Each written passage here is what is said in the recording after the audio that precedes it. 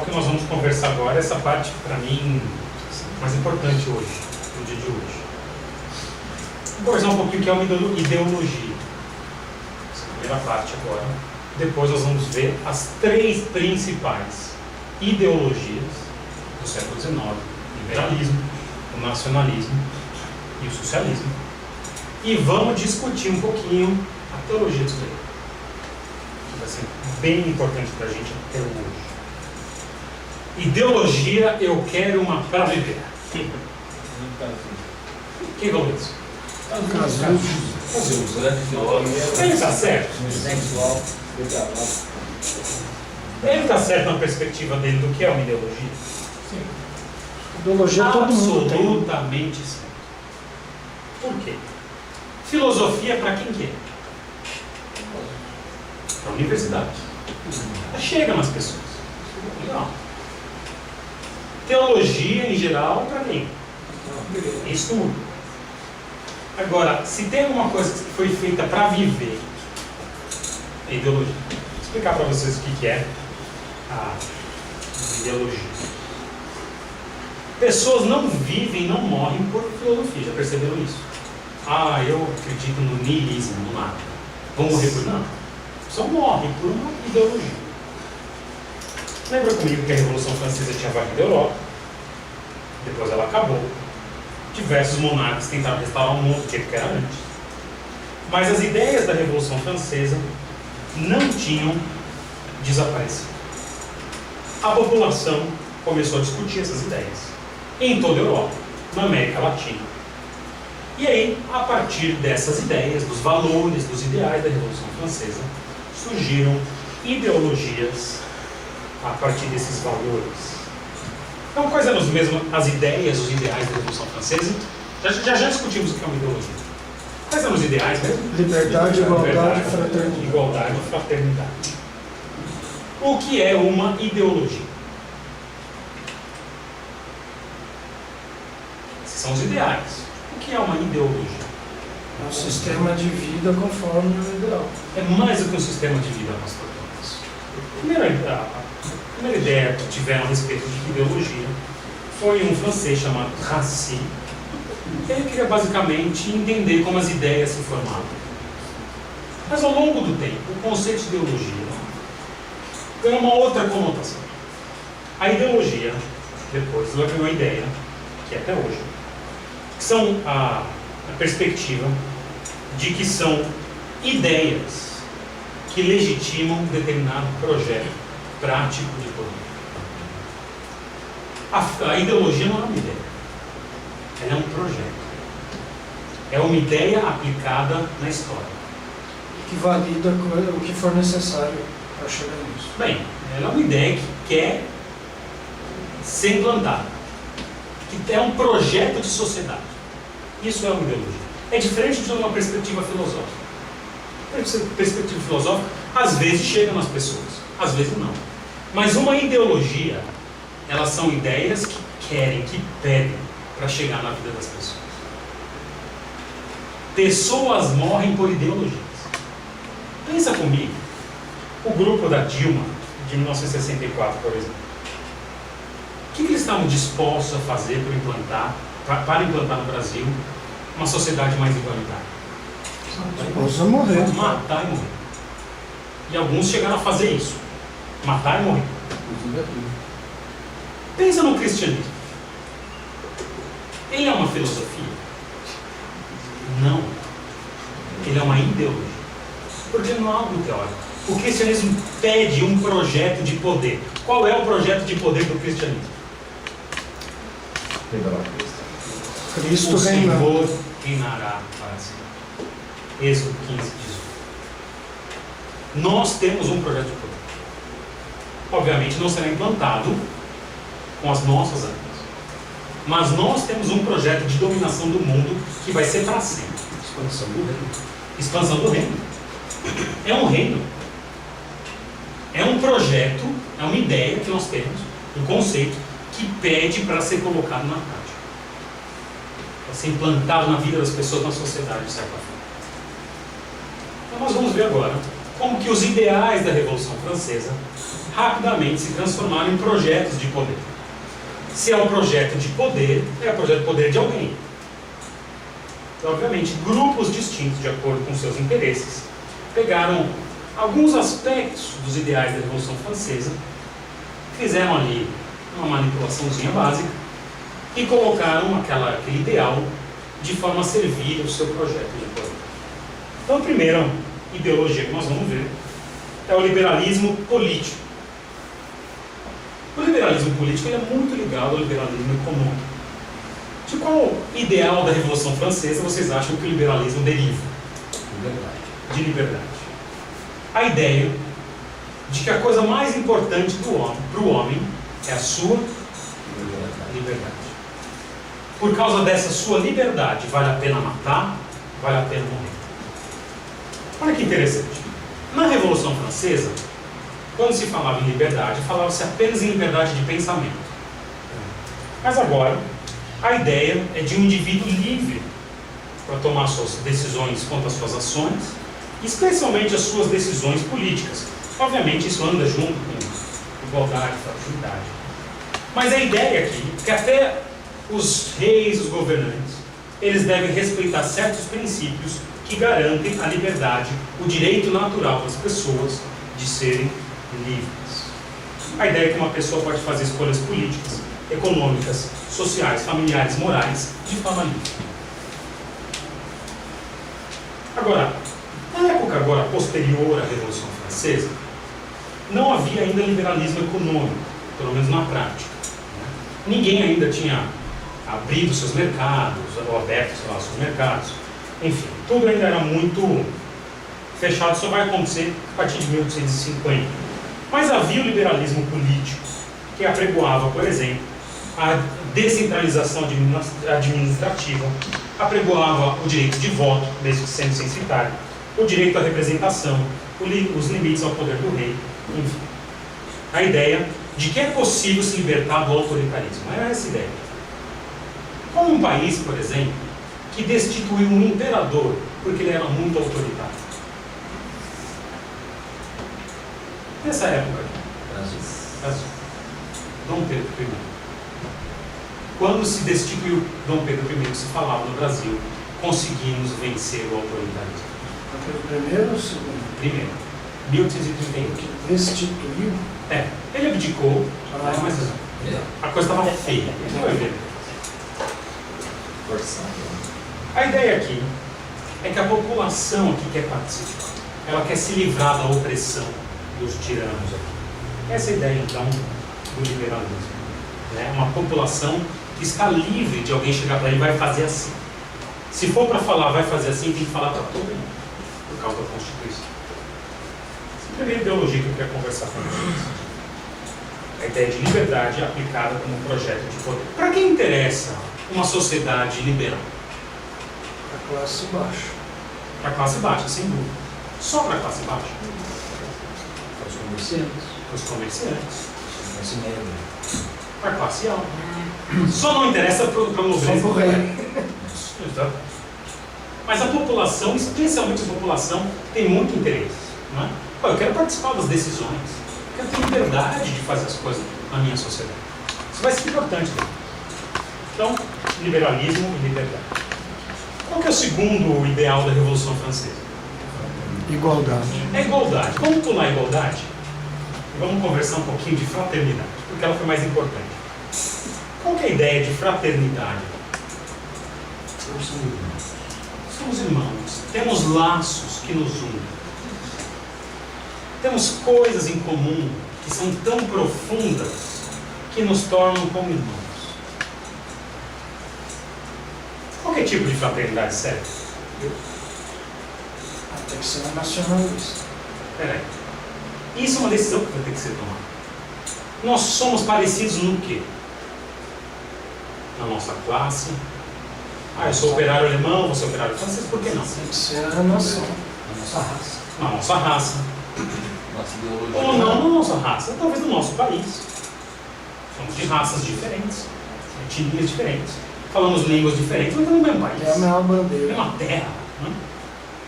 E aí surge a ideia de nacionalismo. a ideia de que a fraternidade principal, a identidade principal de uma pessoa está na sua nação, naqueles que compartilham de valores culturais, de valores até geográficos da terra, históricos comuns. Interessante que quando teve a Revolução Francesa, qual que era o projeto da alta burguesia? Era que a Revolução Francesa ficasse só na França? Era um projeto internacionalista. Vamos exportar a Revolução. Deu certo esse projeto? Não. Lembra que Napoleão fez, depois voltou tudo, deu certo? Não deu certo. Qual que é o projeto da burguesia, então, a partir de agora? Não é mais internacionalista. É um projeto nacionalista. Olha que interessante. Eles percebem que é uma tendência natural das pessoas a valorizarem esses traços culturais e históricos que são comuns. E eles percebem que isso é bom para eles. Porque isso combate algumas ideias com relação à nobreza. É mais ou menos assim. Pensa na Revolução Francesa. Imagine, então, que a burguesia está ali sendo dominada, né, politicamente pelo rei e pelo clero. E eles começam a lutar um cabo de guerra. Já jogaram um cabo de guerra? Né? Vai lá, a burguesia puxa para cá, o rei e a nobreza puxam para lá. E vamos lá, querendo derrubar o rei e a nobreza. E a burguesia está ali. E de repente, com a Revolução Francesa, eles percebem que conseguem derrubar o rei, que conseguem derrubar o clero, que conseguem derrubar a nobreza. Essa ilustração eu aprendi com o professor Augusto. Foi muito bom.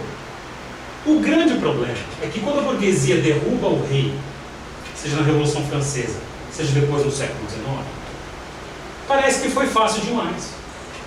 A burguesia fala, nossa, era o rei e a nobreza. Eu só dei uma puxadinha e caiu todo mundo. O grande problema é que eles soltam a corda e a corda continua se mexendo. O rei está lá estatelado no chão, a nobreza, o clero, e a corda continua puxando. O que está acontecendo? E a burguesia olha para trás. E quando ela olha para trás, tá a galera toda da Gaviões da Fiel, vamos invadir, e puxando os caras. Ela fala, opa, isso é um pouco mais do que eu gostaria. Preciso controlar essa galera. O rei caiu fácil, a nobreza caiu fácil porque eles puxaram. Agora a gente Como que eu vou também. controlar esses caras? Como que eu consigo fazer com que eles gostem do meu projeto? Para esse país. Eu vou usar o amor que naturalmente eles têm pela história e pela cultura do nosso país. Então o nacionalismo ele foi deliberadamente instituído pela liderança, especialmente burguesa, ali do século XIX, mas agora com a ajuda do rei, com a ajuda da nobreza, fala, levanta todo mundo aí, que a gente tem que resolver o problema ali. Né? Então eles instituem ali um meio termo ali de governança para impedir e para manipular toda aquela força que vinha ali dos povos, das pessoas menos favorecidas. Né? Olha que interessante. Como que eles instituem, como que eles aumentam o amor das pessoas por sua nação, por sua pátria? Como que você faz isso? Internamente ou externamente? Internamente. Bom, você tem que ter um hino, você tem que ter Símbolos. símbolos.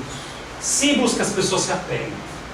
Símbolos que substituam coisas da fé. Por exemplo. Essa vai ser a tese do José Murilo de Carvalho com respeito à figura de Tiradentes. De repente, Tiradentes vira um Jesus Cristo. Ele não é assim. Mas pintam ele com aquele... Né? Outra coisa. Por que os nomes de rua que nós temos são Avenida Princesa Isabel, Avenida Dom Pedro II? Por quê? Olha lá. Você estabelece heróis e joga isso para a vida comum do povo. A identidade de vocês é essa. Olha lá. Aí deve gerar uma pessoa Avenida Pedro II, quem foi? Ah, um imperador. Temos uma história. Eles começam a fazer concursos sobre história oficial da Prússia, a história oficial da França, a história oficial da Inglaterra. Olha, quem fez a história oficial mais bonita aqui? Olha como a Inglaterra teve a Revolução Gloriosa. Ganha o concurso. Eles usam as artes para que o povo ame a nação. Ou seja, eles conseguem fazer com que aquelas pessoas que querem algum tipo de poder, elas se voltem para uma outra coisa que eles amam mais, que é a sua própria pátria.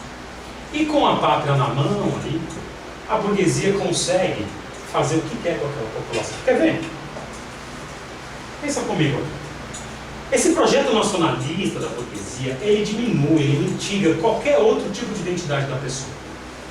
Quando acontece uma guerra, por mais tola que seja, você vê pais, mães, avós, todos orgulhosos, mandando seus filhos para lutar pela pátria. O camarada pode ser cristão, pode ser umbandista, pode ser o que for. Todos estão ali, orgulhosos de seus filhos defenderem a pátria. Isso aconteceu na Primeira Guerra. Ou seja, eu sou um cristão. A minha identidade principal deveria ser o cristianismo. Mas eu estou ali do lado de um umbandista, feliz que meu filho vai lutar junto com o filho dele ali pela nossa pátria. Sabe qual é o projeto de poder? O nacionalismo. A fraternidade que nós temos por morarmos na mesma nação, no mesmo país. Nós temos uma história em comum. Isso é muito forte na gente. Não precisa nem ser guerra, pode ser futebol. Pode ser futebol. Década de 1970, o que a ditadura brasileira fez? A promoção do futebol brasileiro, da seleção brasileira, para o projeto da ditadura. As pessoas que lutavam contra a ditadura tinham muita dificuldade de torcer pela seleção na época, mas chegava o jogo e não conseguiam. Aquele filme, O Ano que Meus Pais Saíram de Férias, trata muito disso. Enfim. Olha, eles criam escolas, por exemplo. Na escola, um currículo de história e de geografia. A história e a geografia foram muito usadas pelos líderes das nações ali para fomentar essa ideia de nacionalismo. Então, o que é interessante, que no começo a burguesia, os empresários, eles eram revolucionários. Eles queriam derrubar o rei. Mas quando a coisa fica feia, eles agora passam para o outro lado. A partir de agora, eles não querem que aquele povão ali tome o poder. Né? Então estas duas ideologias, primeiro o liberalismo e depois o nacionalismo, elas vão ter consequências muito importantes no século XIX. Muito importantes. Década de 1820. As revoluções da década de 1820. Surge na Grécia um movimento da população. Visava duas coisas. A libertação do Império Turco-Otomano, liberalismo, e o estabelecimento de uma nação grega, nacionalismo. Na Bélgica, acontece a mesma coisa. E a Inglaterra, aliás, até ajuda a Bélgica a formar uma nação. Revolução do Porto em Portugal. O que a Revolução do Porto em Portugal pede de Dom Pedro I aqui no Brasil? Voltar? Para voltar. Voltar e fazer o quê? Uma Constituição. Liberalismo. Queremos participação. Há movimentos na Espanha, na Itália. Todos esses movimentos misturam características liberais, para o povão ter mais participação, e características nacionalistas. Queremos formar um Estado mais coeso. Década de 1830. São duramente reprimidas as revoluções, algumas melhor sucedidas, outras menos. Mais revoluções liberais, mas sobretudo nacionalistas. A Hungria, por exemplo, ela se revolta contra a Áustria. A Hungria fazia parte da Áustria. E cria-se então o Império Austro-Húngaro, uma revolução nacionalista. Então, somos húngaros, não somos austríacos. E eles conseguem toda a administração interna ali para os húngaros, só a política externa que fica comum com a Áustria. Conseguem autonomia. Na Itália, há uma primeira luta pela independência da Itália ali, enfim, por também um sistema um pouco mais liberal. Que pertencia a quem? A Itália eram pequenos estados, né, nesse momento. A Itália, como toda essa gama de pequenos estados, tentam se juntar, formando uma nação, mas não conseguem aqui na década de 30. Na Polônia, busca-se autonomia frente à Rússia e frente à Prússia. Na própria França, né, surge aqui uma luta contra o autoritarismo, e o rei Luís Filipe é instituído, chamado rei burguês, justamente para lutar contra o autoritarismo ali, daqueles reis que logo depois da volta da França à monarquia foram bem autoritários. Então a população se revolta e institui o chamado rei burguês, né, que dá um pouco mais de liberdade para as pessoas. Mas o ápice dessas duas ideologias no século XIX ocorre no ano de 1848. Como é chamado o ano de 1848? A Revolução da Rússia, né, do socialismo. O ano mais importante do século XIX. Por que as revoltas árabes têm sido chamadas de Primavera Árabe? Sabe? Teve primavera na Tchecoslováquia, Não, essa é outra primavera. Em 1848, ocorreu a Primavera dos Povos. Uma série de rebeliões em praticamente todos os estados da Europa, com exceção da Inglaterra, tentando implantar ideias nacionalistas e ideias liberais. Lembra que eu falei que as raízes da Revolução Francesa tinham sido cortadas só por cima, mas estavam lá? Pois é, agora elas começam a florescer. Agora o povo fala, olha, nós queremos mais poder. E mais do que querer só poder, nós queremos ser um povo só. Nós gostamos dessa nossa identidade. Então, na Itália... liderados pela burguesia. Não necessariamente. Nesse caso aqui, não são liderados pela burguesia. Eu diria que a maioria aqui é liderada pelo povo. E quando uma rebelião é liderada pelo povo, o que acontece? Pancada. Se fosse pela alta burguesia, até tinha alguma chance. Mas lembra que a burguesia tinha derrubado o rei, e aí vê que quem está puxando é o pessoal lá de trás. Então a burguesia já estava do outro lado. Falou, opa, rebelião dessa população aí, os mano, nós veio, não vai dar certo. Então, rei, vamos fazer uma constituiçãozinha, a gente divide o poder aqui, mas aqueles não. Aqueles caras não. Então acontece na Itália, na Áustria, na Alemanha. Chega a população ali da Prússia, na Assembleia de Frankfurt, e fala para o rei, rei, nós queremos que você nos lidere numa nova Prússia, com uma constituição. O rei fala, cai fora. Aqui não. Eu sou a Prússia, você pensa que está louco? E põe todo mundo para correr. Na França, proclama-se novamente a República. É a Segunda República Francesa. Com o sobrinho do Napoleão Bonaparte. Uma grande farsa. O Luís Bonaparte, Napoleão III. Que depois vai se tornar imperador da França de novo. Né? Samba do crioulo doido. No Brasil, teve uma revolta no Brasil que foi influenciada pelas revoluções de 48. Sabe qual foi? Não, Revolução Paieira, diferente. Ideais republicanos. Só na Rússia, que tinha um governo forte, o czar, e só na Inglaterra não houve impacto forte aqui nessas revoluções. Mas a coisa pipocou no mundo todo. Todo mundo querendo mais poder e querendo também formar a sua nação a partir de impérios um pouco maiores. Resultados dessas revoluções. O que vocês acham que aconteceu com o mundo, então, a partir dessas revoluções? Foram duramente reprimidas, fracassaram. Assustou a classe burguesa ali, assustou as monarquias que estavam de pé. E naquele cabo de guerra, todo mundo ali da burguesia e da nobreza ficou unido contra o povo. Legal. Então temos a burguesia, os empresários, a nobreza, a realeza, o clero, todo mundo contra o povo.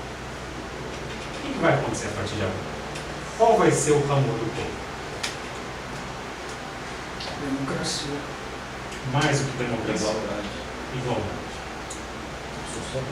Igualdade. Qual que é a ideia aqui do socialismo? Nós vimos, em primeiro lugar, que o nacionalismo fala da fraternidade nacional. Vimos que o liberalismo fala da liberdade das pessoas. Agora, faltou o terceiro ideal da Revolução Francesa, que alguém vai pegar e vai falar: esse é o ideal de sociedade que nós queremos. Socialismo científico. Bem, em primeiro lugar, vamos conversar um pouquinho sobre materialismo histórico. O que é isso?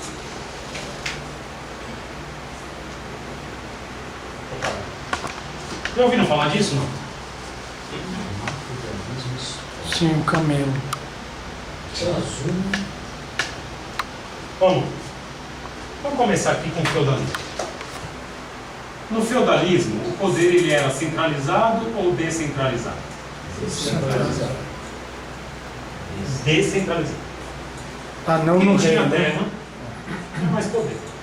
E o rei estava enfraquecido. Olha lá. Então, quem domina aqui são os senhores feudais. E o rei está enfraquecido. O que o rei vai fazer? Ele vai juntar forças, vai dar um jeito e vai lutar contra essa classe aqui de senhores feudais. E mais cedo ou mais tarde vai vencer. E quem vai estar por cima da carne seca? O rei, a nobreza, o clero. Agora, o rei, a nobreza e o clero, quem que está abaixo deles aqui? Burguesia. Burguesia. Pensa na burguesia. O Os que a burguesia tem? dinheiro. Dinheiro. Só dinheiro. Sem poder político. Está sendo oprimida pelo rei. E aí, ela fala: opa, estou sendo oprimida. Ela vai juntar forças e vai derrubar o rei, correto? Institui uma nova ordem em que a burguesia vai estar em cima. Pergunta para vocês: quem está embaixo da burguesia? O povo. O povo. O povo é dividido em que grupos? Quem é povo e está na cidade é o quê? Na época de Revolução Industrial. Trabalhador. É, Assalariado. Operário. e quem é povo e está no campo é o quê? Camponeses. A ideia de Hegel, materialismo histórico, é que o mundo sempre funciona assim. Sempre que é instituído algum tipo de sistema político, há uma contradição, há uma disputa aqui. E mais cedo ou mais tarde, né, sempre que alguma coisa domina, o grupo domina, a semente da contradição vai se fortalecer. E se a semente da contradição vai se fortalecer, ela vai tomar o poder. Quando Marx observa isso, ele chega à conclusão que mais cedo ou mais tarde, quem vai tomar o poder? O povo, mais do que o povo. Os operários e os oprimidos. A CUT, sem dúvida. A força dominadora, ela vai sofrer. Vocês já jogaram Uno? É um movimento circular também. É um movimento circular, depois surgiria outros. Mas a ideia é que aqui seria o fim da história. Aí chegaria num governo que todos participam. Vocês já jogaram Uno? O que acontece? Quem nunca jogou Uno? Quem não sabe o que é? Mal, você já jogou Uno? Não. Que isso, cara? O O cara joga pif-paf. O objetivo do Uno é quem ganha quando joga Uno? E acaba com as cartas. Quem fica sem cartas. Só que quando o cara está com a última carta, o que ele tem que falar? Uno. É bom ou é ruim ficar com a última carta? É ruim porque todo mundo te ataca. Peraí, é bom. É. Você está quase ganhando. Você está dominando sobre todo mundo, não está? Tá lá, olha lá. Ninguém tem uma única carta. Eu tenho. Uno. Se eu colocar a carta na mesa ali, de acordo com a minha vez, eu ganho. Mas o que acontece com todos os jogadores oprimidos, com 5, 10, 20 cartas na mão? Nossa. Eu sou um. Oi? Eu me tornei inimigo. Todos vão se juntar Inimigo comum. para derrubar o camarada que gritou Uno! Não? Todos vão se juntar. E aí o camarada joga 7, 9, todas aquelas casas que o cara ganha um monte de carta. Só que até que um outro engraçadinho vem e grita Uno. Aí todo mundo se volta contra ele. Exatamente. É isso. É a lógica do Uno. É essa ideia de sociedade. Quem está na frente, quem está no poder, grita um. Exatamente. Isso. Quem está por cima é o inimigo. Só que chega um momento que quem está por cima agora é a burguesia. Então, os operários vão se unir e vão tirar a burguesia. Chegou a hora. E Marx estabelece, a partir do ludismo, que é a quebra de máquinas na Inglaterra, a partir de uma série de pensadores franceses, como Charles Fourier, como Saint-Simon, que implementam a ideia do socialismo utópico, que tudo isso vai acontecer não necessariamente pela revolução, era só um andar natural da história. Né? Então ele olha tudo isso, ele olha um camarada como Robert Owen, que tinha fábrica nos Estados Unidos e na Inglaterra, e tratava bem os seus operários. Ele era diferente, não era um cristão esse camarada. E ele tratava bem esses operários, né? Achando com essa perspectiva de que o mundo, o futuro seria daquele povo. E ele olha para aquilo e fala, vocês são todos. Marx olha aquilo e fala, vocês não percebem que o nacionalismo deixou vocês entorpecidos? Que vocês estão lutando por um projeto de Estado, que é o projeto da burguesia. É um projeto deles dominarem e vocês lutarem pela pátria em nome deles. Vocês não percebem isso?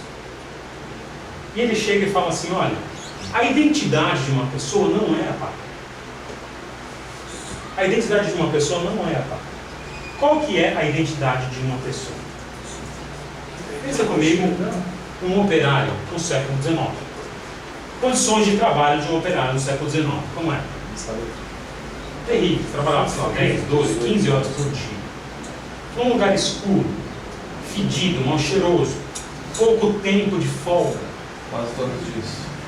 Agora você imagina então que esse operário aqui, ele. Deixa eu pegar certinho. Ele trabalha na Alemanha. Chão de fábrica da Alemanha. E na mesma região que ele mora, tem um alemão que é burguês, que tem a sua empresa, que faz salsicha. Como que vive um alemão que faz salsicha? Vive bem. Ele trabalha para valer. Ele viaja. Ele lê. Ele conhece o mundo e vai no teatro. O Marx observa isso e fala o seguinte: se eu pegar um operário da Alemanha e um operário da Inglaterra, eles compartilham de mundos muito parecidos. Uma identidade que é maior até, social.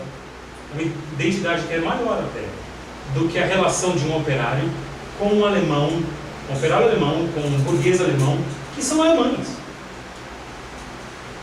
Esses são alemães, mas nunca conversariam. Mas o operário vive a mesma realidade. Logo, no seu manifesto comunista, como que ele termina o manifesto comunista? Operários do mundo todo. Essa é a ideia da igualdade. Nós precisamos criar uma sociedade em que não haja distinção de classe, que todos são operários. E ele enfatiza isso e faz o tal do socialismo científico, né, que ele mesmo chama de socialismo científico. Vai ter algumas consequências depois para a ideia de anarquismo, mas é pouco relevante na história, a não ser pelos presidentes que os anarquistas mataram, inclusive nos Estados Unidos. Né? E, no Brasil teve algum impacto também. Então, 3 ideologias, 3 projetos de poder. Um projeto em que a liberdade está acima de tudo. Um projeto em que a pátria está acima de tudo. E um projeto em que a igualdade proletária ali, os operários estão acima de tudo. 3 projetos de poder. Legal. Se nós pegarmos a história do século XIX e do século XX, vocês vão perceber que essas 3 ideologias estão presentes em todos os conflitos que existiram desde aquela época até hoje. Chuta para mim, fala aí um conflito que você queira saber. Primeira Guerra Mundial. Primeira Guerra Mundial. Como começou a Primeira Guerra Mundial? O assassinato do Duque Conde Ferdinando. Muito bem. Nacionalismo dos Balcãs. Precisamos de uma pátria para cada um dos nossos grupos étnicos. Só que cada um desses grupinhos ali, cada um desses países, Tchecoslováquia, da vida, Sérvia, Montenegro, né, tinha um irmão mais velho. Uns eram protegidos pela Alemanha e outros pela Rússia. Aí um começou a brigar com o outro, e o outro falou para um: olha, se você me bater, eu vou chamar meu irmão mais velho. E aí o outro falou: ah, é? E eu vou chamar o meu. Grosso modo, não foi só isso. Mas um dos grandes fatores foi o nacionalismo. Mais do que o nacionalismo, a Primeira Guerra Mundial ela foi marcada pela disputa entre mercados capitalistas. O capitalismo ele deriva de qual perspectiva da vida? Liberdade. Liberdade. Você compra o que você quiser, se você puder. Não interessa a igualdade, não interessa nada. Se você tem, você pode comprar. Você é livre para fazer o que você quiser no campo econômico. Não é? Você pode mandar embora. Não interessa. Você tem objetivos maiores e cada um tem livre para fazer o que quer. E mataram fome, teve tudo. Aí surgiu uma investigação da Hungria, se não me engano. Sérvia. Da Sérvia. Desculpa, da Sérvia. E aí, eu já não lembro mais, preciso depois ver. O outro país não gostou. É a Áustria-Húngara e Sérvia. Aí é a Isso Sérvia. mesmo, a Não Áustria-Húngria. deixou fazer A Áustria-Hungria investigação. era próxima da Alemanha.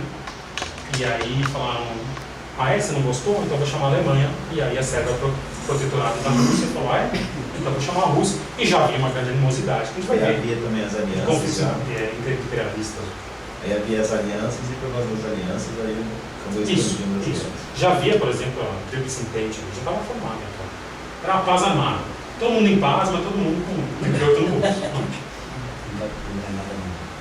Então pensa comigo, Segunda Guerra Mundial. Qual foi o fator preponderante? Nacionalismo. O nacionalismo alemão, em primeiro lugar. Mas o nacionalismo alemão não estava contra quais dois grandes países? Inglaterra, não. A França não conta na Segunda Guerra. União Soviética. Qual que é o projeto da União Soviética? Socialismo. Quem mais? Estados Unidos e Inglaterra. O Churchill, no livro dele, ele escreve o seguinte: nós estamos lutando pela liberdade dos povos. Nacionalismo, socialismo, liberalismo. Guerra do Vietnã, por exemplo. O que foi a Guerra do Vietnã? O que foi a Guerra do Vietnã na perspectiva dos americanos? Vamos implantar o quê? Liberdade, democracia. O que foi a Guerra do Vietnã na perspectiva do Vietcong? Socialismo. Mais do que o socialismo. Estamos lutando pelo nosso país. Também no socialismo. Olha que interessante. Atentados de 11 de setembro. Vou pegar uma coisa bem recente. Quais são os fatores que impulsionaram os atentados de 11 de setembro? Liberdade e nacionalismo também. Nacionalismo né? por parte dos iraquianos. Interessante que o nacionalismo, né, ele de certa forma está presente. Mais no contra-ataque. Oi? Mais no contra-ataque americano. Não, na verdade, ali é a ideia de fraternidade islâmica. É o socialismo religioso. É o nacionalismo, de certa Nacionalismo. forma, em termos de valores, no sentido de uma nação, mas de um projeto de civilização islâmica. Eu digo na resposta americana. Sabe por quê? Os atentados de 11 de setembro, pode ser, sem dúvida, né, eles são muito ligados à invasão dos Estados Unidos no Iraque. Né? Ao defender o Kuwait, o grupo saudita ali do Bin Laden falou: vocês vão deixar que aqueles infiéis defendam vocês? Por que vocês não chamaram a gente? Ah, é? Vou matar todo mundo. E aí Bin Laden, próximo Bin Laden, para defender a causa islâmica, a ideia de fraternidade, não só nacional agora, mas islâmica.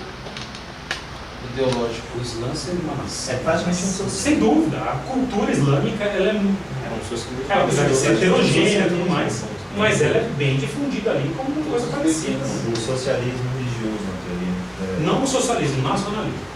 É de fraternidade, muito forte. Mas eles se matavam já ali mesmo, pega o Iraque sunita, Sem xiita, dúvida, já. sem dúvida. Mas o se matar ali não é só, não são por filosofias, né? Tem outras coisas envolvidas. Né?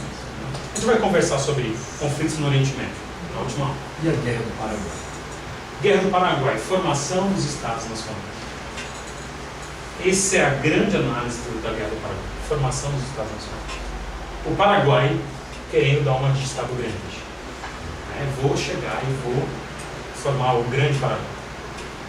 esqueceu, são palavras assim que não combinam. Grande Paraguai, inteligência militar, esse tipo de coisa. Primavera Árabe. Coisa bem recente, do ano passado. Qual é o fator preponderante? Qual é a luta dos jovens na Primavera Árabe? Liberdade. Liberdade econômica e política. Perceba comigo, em 220 anos, as lutas são as mesmas. Liberdade, igualdade e fraternidade. Uns enfatizando um ou outro aspecto juntos, tudo a mesma. Você vê isso também no conflito judeu e árabe? Sem dúvida. O que impulsionou no século XIX a volta dos judeus ali para a Palestina? Nacionalismo.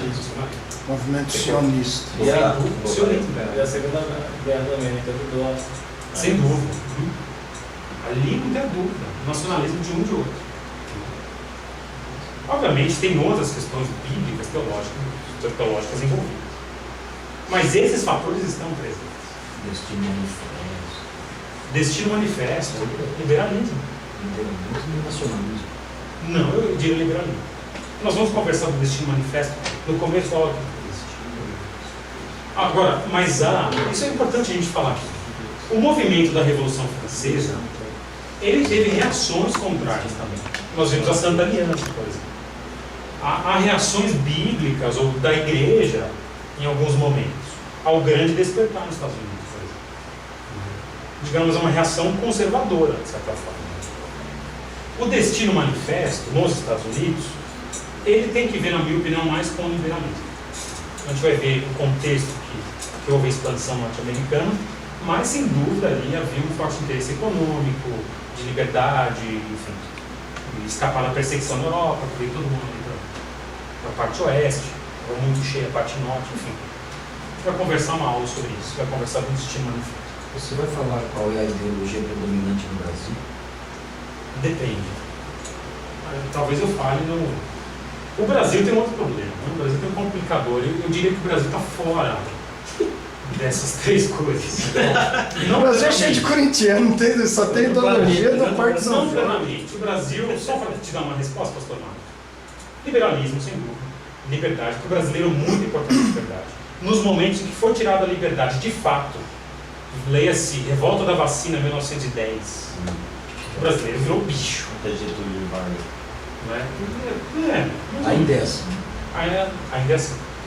Esse livro vai definir, esse livro não, outro livro, Zé Rodrigo de Carvalho, vai definir isso. Mas o romantismo foi muito importante para o Brasil. Muito importante. Entendeu? Sentir no Brasil é muito mais importante do que pensar. Então, desculpa, mas é verdade. Ele não pensou pra ele. Cara, moleque. Vamos só para a gente terminar essa parte aqui, Muito legal. conversar sobre esses três aspectos e a teologia. Liberdade, igualdade e fraternidade. Uma teologia da liberdade, uma teologia da igualdade e uma teologia da fraternidade. O que é liberdade para um crente? Do pecado.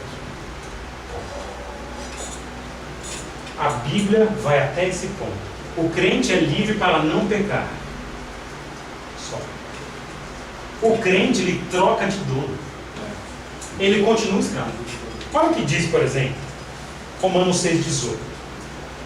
Uma vez libertados do pecado, fostes feitos servos da justiça. Escravos da justiça. da justiça. É a mesma palavra. A liberdade, meus caros, não existe.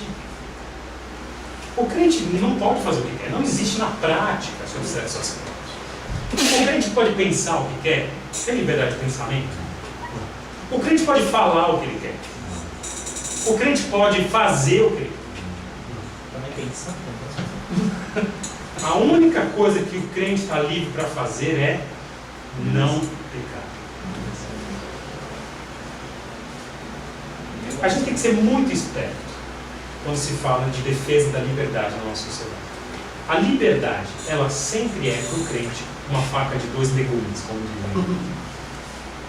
Quando a gente dá liberdade para alguém que não é crente, essa liberdade rapidamente vai se voltar contra nós. Eu sou contrário à liberdade. A gente não pode assumir o discurso como se isso fosse a coisa mais importante do mundo. Porque se ela fosse, nós teríamos. Nós não temos. Só o fato de existir um soberano já. Como que Jesus vai governar o mundo no milênio? Quem não trouxer, quem não adorar, não chove em cima dele. Com mão de ferro. Ah, mas é a liberdade. Não sei. Você tem liberdade para não pecar. Bom, se for crente. Liberdade é para obedecer. Liberdade, o incrédulo nem para isso ele é livre. Mas isso temos que ser muito cuidadosos. E se você olhar na igreja, as pessoas querem liberdade. Acham que têm liberdade. Por quê? Porque são influenciadas por 10 liberdades. Olha, eu como porque eu quiser, com o meu dinheiro que eu trabalho. É? Você faz o que você quer com o seu dinheiro? Você pode fazer o que você quer com o seu dinheiro? Eu não posso. Ah, eu falo isso porque eu penso isso. Eu tenho liberdade de falar o que eu quero. Tem? Oi? Questão da mordomia fiel. Relação ao mordomia.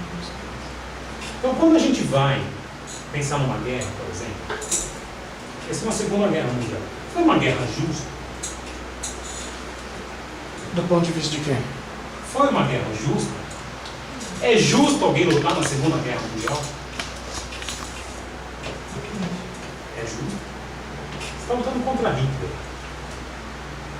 Mas cuidado. Lutar contra Hitler não significa lutar a favor da liberdade. Interessante isso.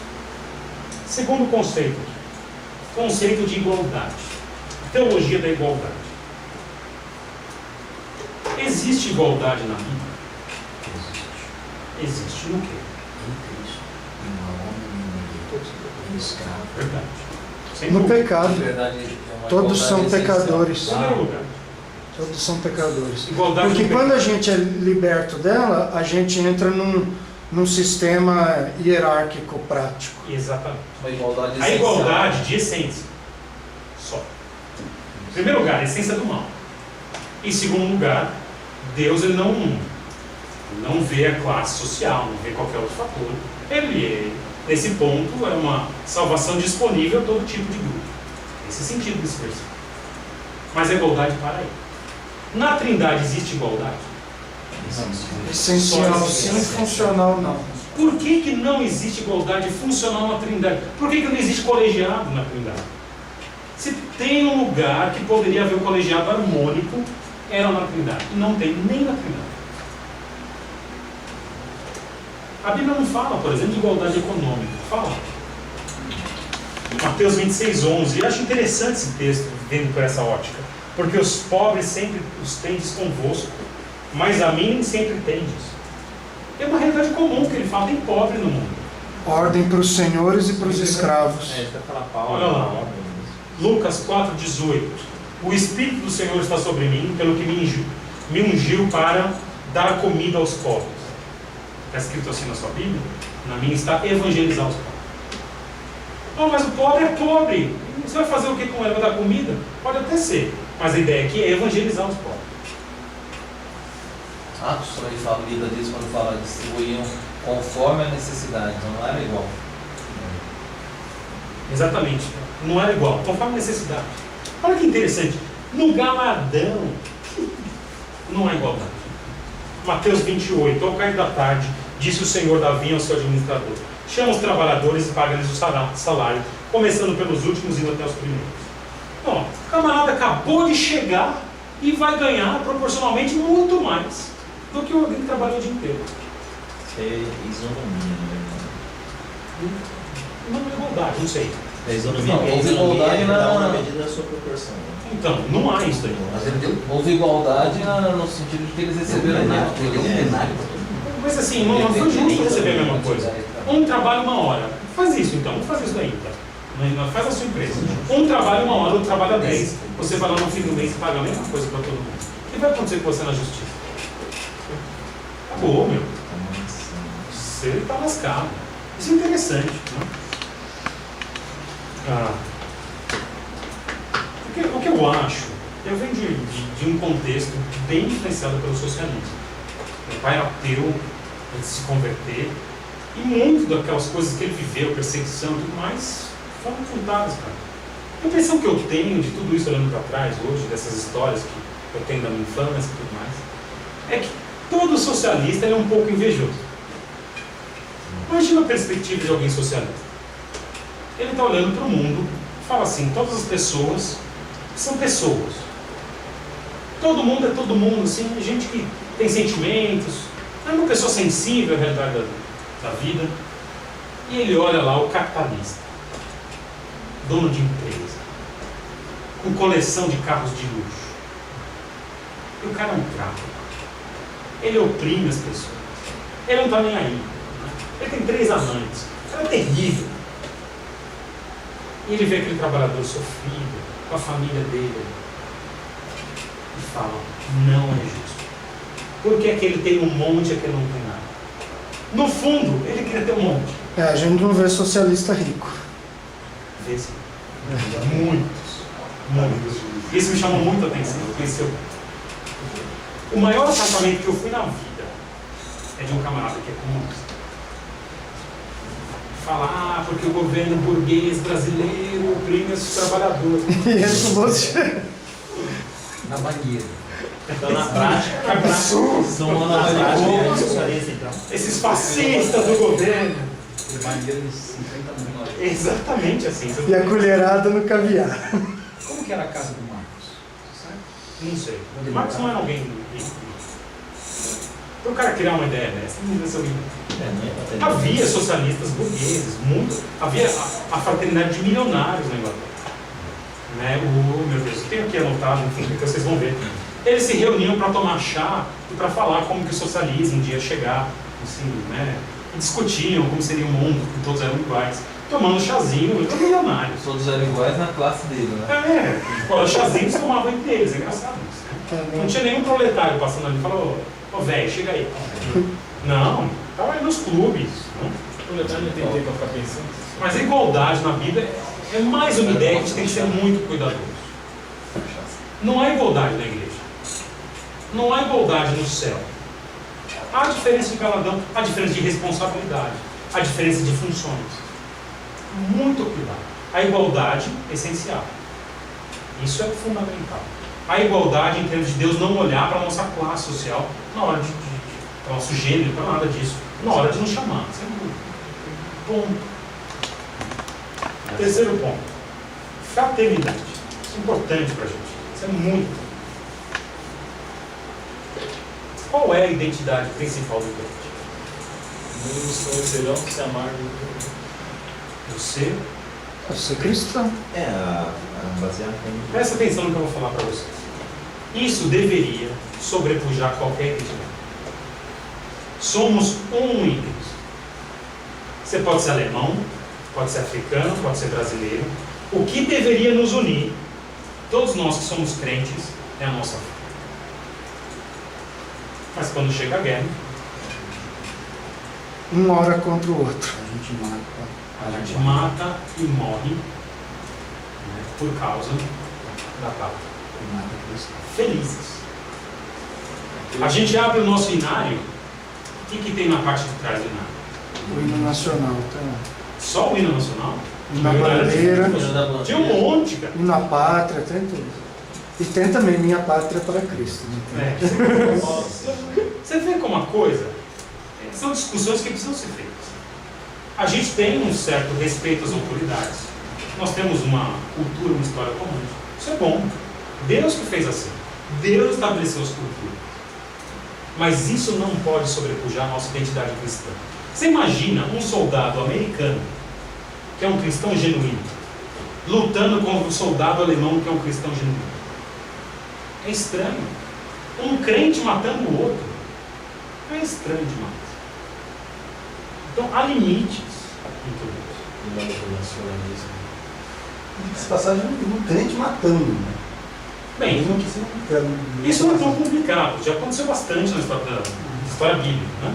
Pedro, cheio dessa.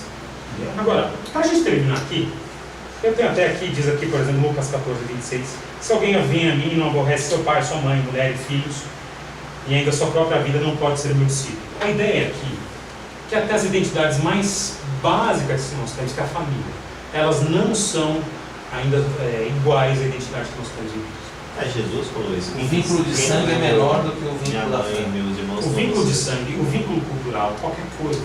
Esse Eu me termina na lembro que história. no exército, a gente saía para correr e os caras falavam assim: Brasil, acima de tudo.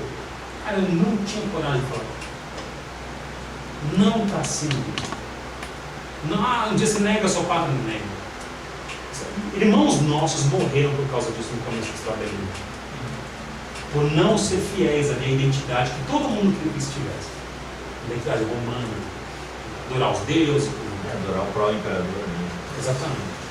A fidelidade daquela turma era a Deus. E isso entra na igreja. A questão do nacionalismo aqui. Entra e todo mundo acha bonito. Olha, nosso país, E aí a gente briga na época da campanha política. E briga na hora. Mas o PV, por exemplo... E não percebe que está brigando nessas ideologias aqui. Que afastaram o Essas cristianismo. aqui, ó. Assumindo lados aqui. A gente tem que olhar isso de fora. Há coisas boas na liberdade, na igualdade, direitos iguais é bom para a gente. Na fraternidade, nós temos uma pátria em comum, temos que cuidar, mas com muita cautela. Muita cautela. Eu queria abrir para vocês agora um pouquinho de discussão aqui de qual o limite dessas coisas. 5 minutinhos. O Palavra da Vida, por exemplo, antes do sexto, você sabe que elas têm a bandeira e cantam o hino. Uhum. Desde a semana. Dá aquela impressão também que eles estão, na teoria, ali, estão importando mais com a pátria do que realmente... Mas não é errado. Não é errado. Não é errado. A questão da Então, importância que você essa é dá. a minha dúvida, né? Não, a gente, na verdade, é orientado a honrar as autoridades e honrar o rei. O duro, o que o Pedro está colocando, é quando isso sobrepuja os valores cristãos. Assim, isso aí, Paulo, a vida certamente é importado. Os americanos são muito patrióticos. Toda a igreja americana tem uma bandeira da igreja de um lado e a bandeira americana do outro. Como a Oance, por exemplo, né, que tinha O aqui, Oance, cantava o hino, Isso. aquela bandeira. É importante isso aí, nos Estados Unidos. São muito nacionalistas, muito patrióticos.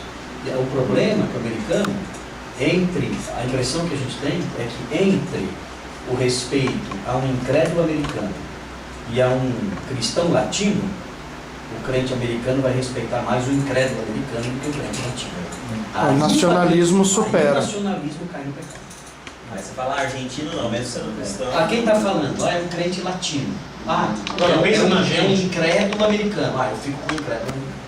Chega um africano aqui, todo esculhambado, ignorante, mas ele é um crente.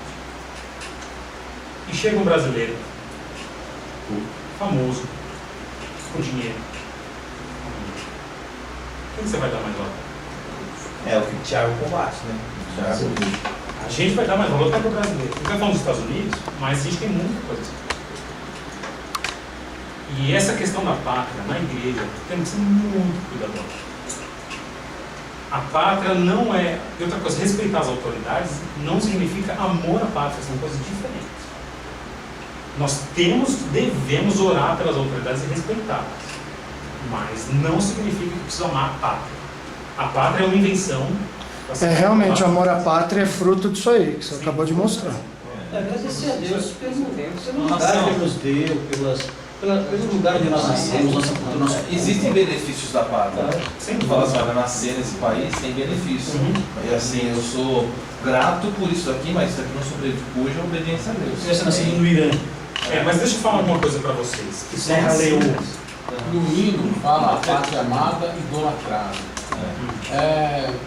Eu não me sinto muito bem com isso. Para cantar o hino. Salve, salve. assim, vamos só pensar no seguinte. O que ele quer dizer com idolatrar? Porque assim, não, eu não creio que seja sentido religioso. Uma vez eu cheguei para um senhor e falei assim, ele falou, vou te dar uma revista. Eu falei, poxa, eu adoro a revista. Não, adoro só Deus. Esse tipo de bobagem deixa de lado. Veja. eu estou usando o adorar no sentido de gostar muito. Então, assim, sem radicalismo. Parece que no hino tem um pouco dessa conotação de idolatrar. Não tenha dúvida, é ideia, é justamente esse ponto, né? Enaltecer a pátria. É justamente, você morre pelas coisas que é romântico, que ela está acima de tudo. Muito cuidado com isso. Ela não está acima de tudo. A nossa fraternidade com pessoas que não são crentes no nosso país, ela é bem menor do que com os crentes de qualquer outro país. Até grito de futebol. Minha vida, minha história. Nossa. Corinthians, minha vida, minha história. Todo mundo estava conversando com o seu Nunes, aquele que trabalha com o Renato, né?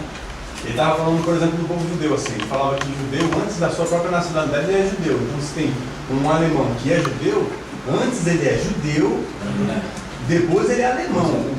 É verdade. A gente também. A gente deveria ser assim. Mas não é assim. Observe, não é assim. Observe. Põe um hino da pátria aí pra rolar na igreja. Só canta bonito, cara. Dá vontade de chorar, é bonito. Cuidado. Amor feminino.